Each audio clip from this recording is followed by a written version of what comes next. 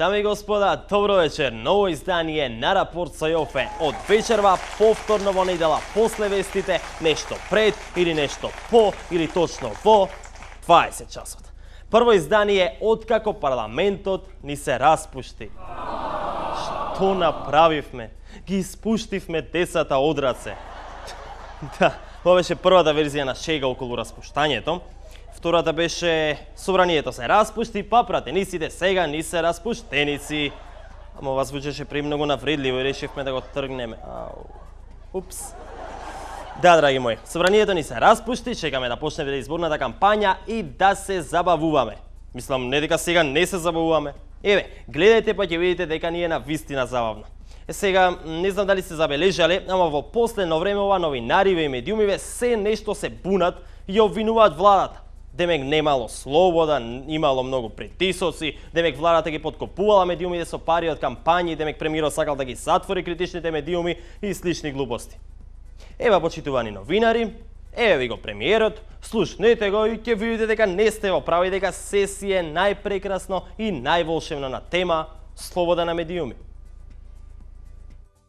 Сега и во иднина владата прави максимални напори да обезбеди атмосфера во која што ќе има слободно новинарство и тоа ќе остане како дел од нашите заложби и во иднина, во секој поглед и во секој детал кој што ќе биде дојден, а во духот на истото законодавство кое што го има во Европската унија. Така, владата прави максимални напори за слободно новинарство, исто како и во земјите на Европската унија. И се разбира, кога имате таква влада, резултатите се просто неизбежни. Режија, ако сака да бидете љубезни, дајте да ги видиме резултатите. Македонија има најнеслободни медиуми на Балканот. Светскиот економски форум земјава ја рангирал на 102-то место од вкупно 138 земји во однос на слободата на печатот. Пред Македонија е дури и Уганда и Танзанија, а како послободни се рангирани и Мавританија, Нигерија, Камерун и Кенија. Табе, Македонија имала најнеслободни медиуми. И со кого не споредувате за да го докажете тоа? Со Мавританија? Па не знам ни на карта да ја најдам Мавританија. Да споредете не со нека држава со која имаме добри односи, која не има и признато подуставно име, со чиј водат си има сретнато премиерот Груевски. Дајте нешто такво, па да видиме кој ќе е појак тогаш. Извештајот ја анализира слободата на медиумите во периодот од 2009 и 2010. Најлоша оценка е 1 за целосно неслободни медиуми и најдобра 7. Најлошо стои Зимбабве со оценка 2. Така бе, тоа сакам да ми го кажете, тоа сакам да го слушнам. Зимбабве, дами и господа. Појаки сме од Зимбабве на тема слобода на медиуми. Епа, господине Мугабе, извинете што ќе морам ова да ви го кажам, ама тра-ла-ла-ла-ла-ла, појаки сме, појаки.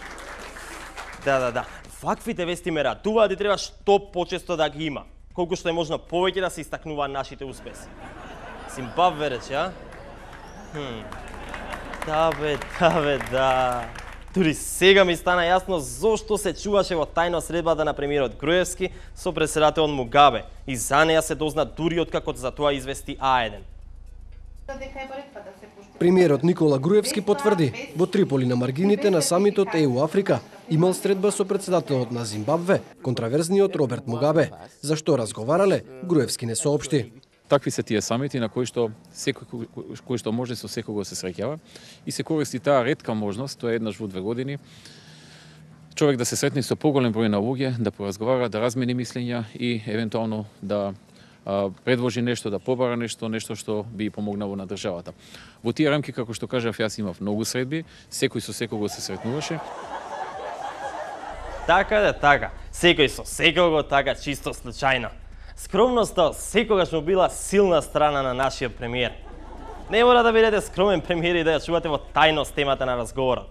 Слободно кажете си дека сте се сретнале со Мугабе за да му се пофалите дека кај нас медиумите се послободни отколку кај него. После веројатно дошол и претседателот Иванов и му намигнал така мангупски. Шах и мат. И нормално дека после ќе не признае подуставно име. Тоа ти е дипломатија, бе. Друг некој да не има да каже нешто на тема слобода на медиуми? Официјален Вашингтон констатира дека владата ги критикувала медиумите и дека се обидела да влијае на известувањето преку манипулирање на своите трошоци за рекламирање. Под делот посветен за слободата на говорот и печатот го споменува и случајот А1 и вели дека имало извештаи дека репортерите и корпоративните спонзори на А1 примиле закани, иако станицата продолжила со работа. Додава дека ВМРО ДПМН изразила разочарување од известувањето на медиуми како А1 и Вест, а дека председателот Иванов ги критикувал медиумите за наводна мисинтерпретација на негови изјави. Да, тоа го вели Вашингтон за состојбата со медиумите во земјава, но пред да ги демантираме како што направивме со Светскиот економски форум, дај да слушнеме што велат и нашите другарчиња од Брисел. Пораката на Брисел од Охрид денеска ја прати председателот на Европската комисија Баросо. Насоките што ги даде Баросо беа прецизни. Прашањата за слободата на медиумите и изразувањето влегуваат како дел од политичкиот мониторинг, врз база на што ќе се мери напредокот на земјата. Stress that freedom of expression is key, that journalists must be able to express their views freely. The Commission does not intervene in individual cases, but expects due process and objective application of the law. Токму така, и Америка и Европа забележуваат проблеми со слободата на медиумите и изразувањето во земјава, а главниот виновник за тоа го пронаоѓаат во владата. Но, пред да се загрижиме за ова прашање и пред да почнеме да размислуваме како да го решиме овој проблем, ајде да видиме дали воопшто имаме проблем. И нормално, штом владата била главниот виновник, ајде да видиме што има владата да каже. Премиере? Инаку кога станува збор за слободното новинарство, може би е добро некогаш представниците на Европската унија да направат една проба неколку дена да ги следат медиумите, па да видат дали во Македонија има или нема слободно новинарство и целосно слобода на медиумите. Така бе, премиере, од кај знаат Вашингтон и Брисел колку се слободни медиумите во Македонија, кој да имаат своји представници оде па да им кажуваат. Тоест да, имаат. Ама тие сигурно се исплашиле од зверхунде и не би кажале ништо лошо за еден бидејќи ги им фрли магија. Оќна медиумска машинерија е ова, бре.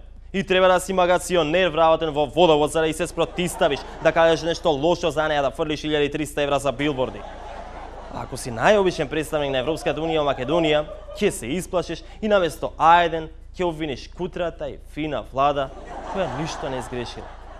Токму затоа, во право е премиерот Груевски. Европјаните треба да дојдат на неколку дена и да седат да гледаат вести. Ако не сакаат субаво, можеме да ги затвориме во нека просторија и со сила да ги тераме да гледаат. Сите вести на сите телевизии, од почеток до крај. Ако издржат, ќе им дадеме и бонус еден рекламен блок на македонската телевизија. Можда со на репортажара за спортските сали што никогаш и никако не завршува. Трае и трае и трае и трае и трае. Има да се изнауживаат. Само јас би сакал да напоменам нешто, да предупредам на една работа. Незгодно ми е вака што морам повторно да го поправам премиерот и неговите грешки, ама за тоа сме тука, нели? Имено, премиерот ги повика европјаните да гледаат вести, ама заборави да им укаже на една многу важна работа. Заборави да ги предупреди да внимаваат додека гледаат вести, бидејќи може многу лесно да бидат изманипулирани. И еве сега да не испане дека јас измислувам нешто, во продолжение слушаме две изјави на премиерот, од кои ќе видите дека на вистина постои реална опасност. Народот ги научи овие трикови и со голема резерва и потреба за проверка гледа на сите информации кои доаѓаат од ваквите медиуми ставени на располагање на Бранко Сарајевски. И ова е уште една прилика да повикам до сите граѓани на Република Македонија информациите кои што доаѓаат од А1 телевизија и вестниците Време, Шпиц и КХР да ги земаат со сериозна резерва и добро да ги проверат пред да почнат да им веруваат. Ете така. Значи, крајниот заклучок од Муаветов би бил да, појаки сме од Зимбабве и да, треба да ги седнеме европјаните да ги натераме да гледаат вести за да кажат дали има или нема слобода на медиумите во Македонија. Ама исто така, мораме и да ги предупредиме, кога ќе гледаат вестите на А1 или ќе читаат Време, Шпиц и КХР, да внимаваат. Луѓе, не знам како е кај вас во Европската унија, ама овде е навистина опасно и морате да внимавате. Еве, сега, например, сиве овие луѓе што ме гледаат, што мислите така безрезервно ги примаат информациите што им ги презентирам? Не бре, со енциклопедии во рацете се и многу добро го проверуваат секој збор што го кажува. Еве сега, например, оторинголарингологија. Гледате што се случува. Вртат по страниците за да проверат што сум кажал. Никогаш не можеш да бидеш сигурен дали сум ти кажал нешто за да те информирам или за да те изманипулирам, бидејќи Бранко Срвенковски така ми нареди. Сила среќа што секогаш е тука премиерот за да те предупреди и да те насочи на кого можеш да му веруваш, а на кого не. Мило ми е што сега дури европјаните знаат.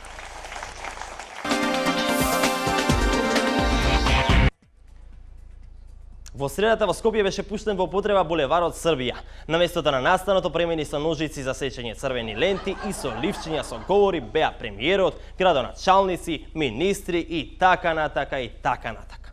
Ајде во продолжение да слушнеме нешто повеќе за булеварот и неговото значење. И поради тоа што ме интересира, и поради тоа што на школа ми дадоа за домашна работа да го изслушам говорот и да напишам составна тема што представува булеварот Србија за градот Скопје и неговите жители. Спорува градоначалникот Гоце Трајановски. Ја одржуваме оваа традиција и свечено го пуштаме во употреба овој голем градежен зафат кој го символизира растот на Скопје во модерна метропола. Реализацијата на овој проект ќе придонесе за подобра комуникација меѓу општините Аеродром, Кисела вода и Газибова, при што ќе се зголеми проточноста на возилата, а ќе се намали времетрање на патувањето. Оваа сообраќајница ќе овозможи зголемување и унапредување на нивото на безбедност во сообраќајот, а незината проточност ќе придонесе и за зачувување на животната средина. Реализацијата на вториот сегмент од булеварот Србија е дел од заложбите на градот Скопје за решавање на сообраќајните проблеми во градот Скопје и за намалување на сообраќајниот метеж. Овие прашања ќе бидат приоритет и во нашето понатамошно работење.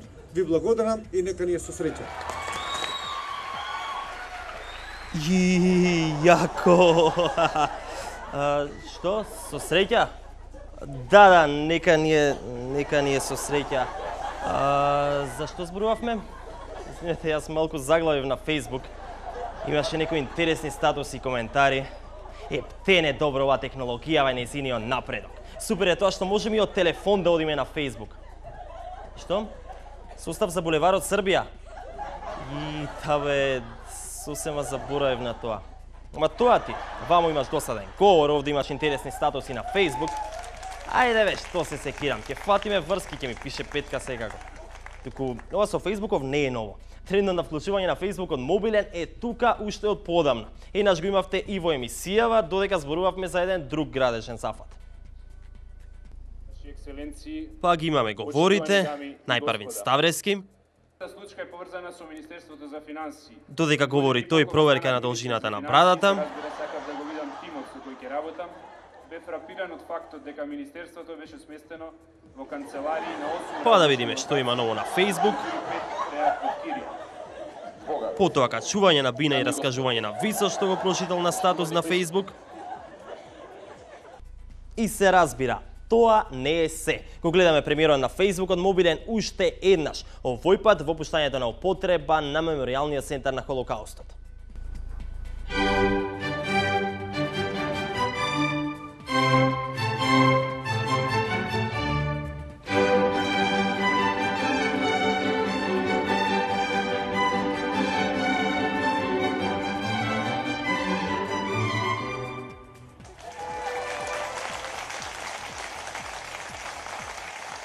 Премиере, не се секирајте, потполно ве сваѓам како вие. И јас така правам кога ми е досадно. Си уклучувам Facebook и си учивам.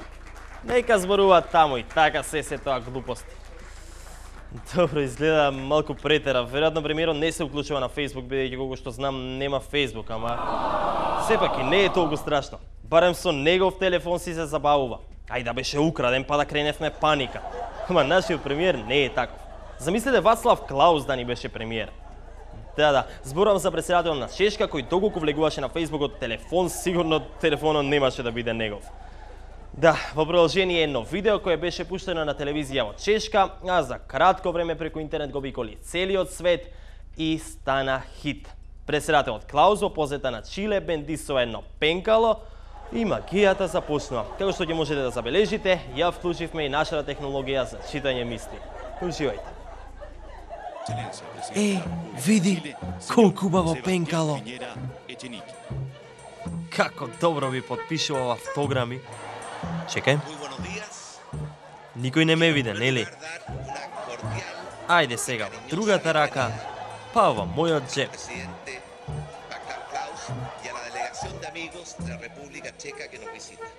Готово! Сега е мое. Само ще и ова да го средам за да не забележи некој. Супер!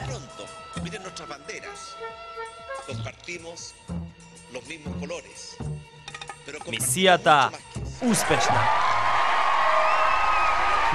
После некој нека рече дека политичарите не краделе. Па видете бе колку само добро го изведе сето ова. Се гледа дека вежбал и дека не му е прв пат. Инаку честите веќе се собираат на Facebook за да му испратат илјадници пенкала на неговата адреса, бидејќи очигледно нема со што да пишува. Автограми, нели? А председателот Клаус на се во ова одговори дека не е ништо ново и чудно, бидејќи цело време земал пенкало и тефтери кога одел во други држави и дека тоа го правеле и останалите политичари. Само не знам зошто, ако е така, мораше баш ваква акција да направи и да ги скрие сите докази. Рекоа ќе подразмислам, каму среќа нашите политичари да крадеа пенкала. Да, толку за денешното издание, драги мои, ве чекам на Facebook на адресата facebook.com/naraport.cl. Чао, Македонија!